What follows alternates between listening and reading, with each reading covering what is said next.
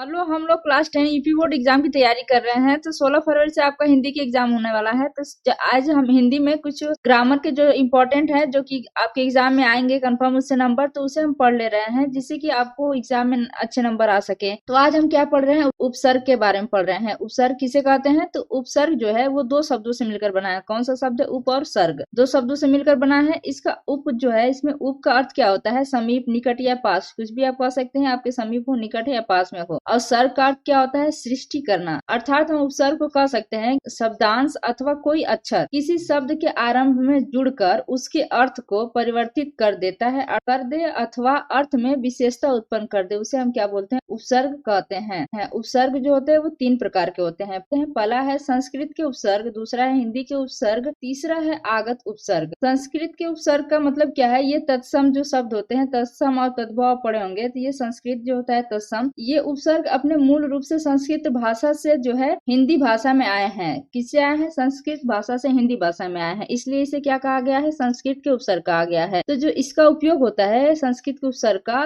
तो इनका उपयोग तत्सम शब्दों से पूर्व होता है। जो संस्कृत के शब्द जो होते हैं तत्सम शब्द, कभी भी आप देखेंगे कोई शब्द अगर होगा वो तत्सम होगा, तो उसके पहले कोई उपसर्ग लगा हो तो समझ लीजिएगा क्या है, वो संस्कृत का उपसर्ग है। दूसरा देख लेते हैं हिंदी के उपसर्ग। हिंदी के उपसर्ग क्या बोलते हैं? हम तद्भव भी कह सकते हैं। तो जो तद्भव होता है, हिंदी के उपसर्ग मूलतः जो होता है संस्कृत से ही विकसित हुए हैं, लेकिन जो ये हिंदी के उपसर्ग जो होता है, इनका उपयोग क्या होता है? तद्भव शब्द जो होता है, तद्भव शब्द उससे पहले होता है हिंदी के उपसर्ग का। तीसरा देख लेते हैं आगत उपसर्ग। आगत उपसर्ग से आप समझ सकते हैं कि आगत मतलब कि आए हुए हैं, मतलब कि बाहर से जो आए हैं। बाहर से हमारे इंडिया में तो बहुत सारे लोगों ने शासन किया, तो जहाँ जहाँ से लोग आए हैं तो वहां से कुछ शब्द भी लाए हैं, जैसे उनकी भाषा ही आई, भाषा यहाँ पे बोली जाती है, तो वही है आगत शब्द, मतलब बाहर से जो शब्द आए हैं। आगत उपसर्ग क्या है? विदेशी भाषाओं के हुए उपसर्ग जिनका प्रयोग हिंदी में होता है, आगत उपसर्ग कहलाते हैं। तो जो उपसर्ग इम्पोर्टेंट है आपके एग्जाम में आ सकते हैं, उसे हम पढ़ ले रहे हैं, जो हर बार आए हैं एग्जाम में। देखिए सवाल दिया है, निम्नलिखित उपसर्गों से एक एक शब्द बनाइए। तो हमें क्या करना है कि उपसर्ग दे देगा, उसे एक एक शब्द बनाना होगा। तो इस बार पैटर्न चेंज हुआ है। आपका क्या हुआ है कि 20 नंबर के बहुविकल्पी प्रश्न आएंगे, उसमें भी आ सकता है कि अगर लिख दिया है कि यहाँ पे लिखा है क्या, अथाह या अनाथ में कौन सा उपसर्ग है, अगर यहाँ पे ऑप्शन में दे देगा अ, अन, अधि, अप,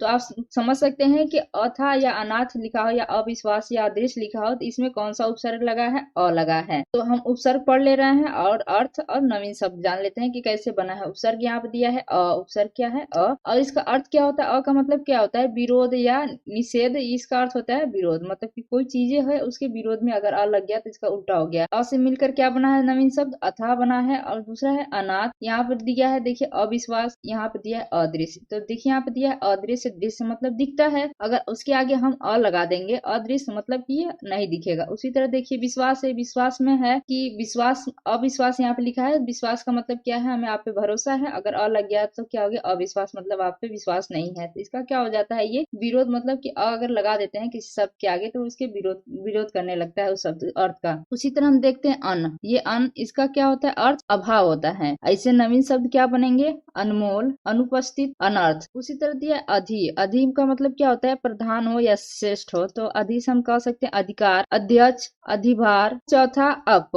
अप का मतलब क्या होता है? अर्थ इसका दूर या बुरा से भी होता है, तो इसका जो नवीन शब्द बनेगा अप से, ये बनेगा आपका अपशिष्ट, अपकार, अपवाद, अपमान। ये सब क्या है? सब ये अप उपसर्ग से बना हुआ है। उसी तरह अनु का अर्थ क्या होता है? अनु का प्रत्येक होता है और क्रम होता है। तो अनु से मिलकर कौन से नए शब्द बन सकते हैं? अनुभव बन सकता है, अनुकरण बन सकता है, अनुसार, अनुमान। तो आपके बहुत सारे शब्द आपको याद होंगे, तो उसमें से आप समझ सकते हैं, जैसे कि अनुभव हो गया, अनुकरण हो गया। ये तरह आते हैं उप। उप का मतलब क्या होता है? समान और निकट। उप से आप बहुत सारे नाम सुने होंगे, तो उप से क्या है? उपकार सुना है आपने, उपकार हो गया। आपने उपदेश सुना है, ये उपदेश दे रहे हैं, तो आप उससे हो गया उपदेश हो गया। उससे आप नाम बनाइए, उपनाम हो गया। आपका नाम क्या है? तो उपनाम क्या है आपका? उपनाम हो गया। उसी तरह उपनयन हो गया। तो यहाँ पे देखते हैं सह। सह का मतलब क्या होता है? साथ होता है। तो स से सबसे पहले आता है कि सहपाठी है, सहयोग कीजिए हमारा, तो सहयोग हो गया, सहपाठी हो गया और सहकारी हो गया। उसी तरह निर। निर क्या है? उपसर्ग है, इसका अर्थ क्या होता है? निर का मतलब होता है रहित या बाहर, इसका अर्थ होता है कि निर्दोष हो गया, निर्मल,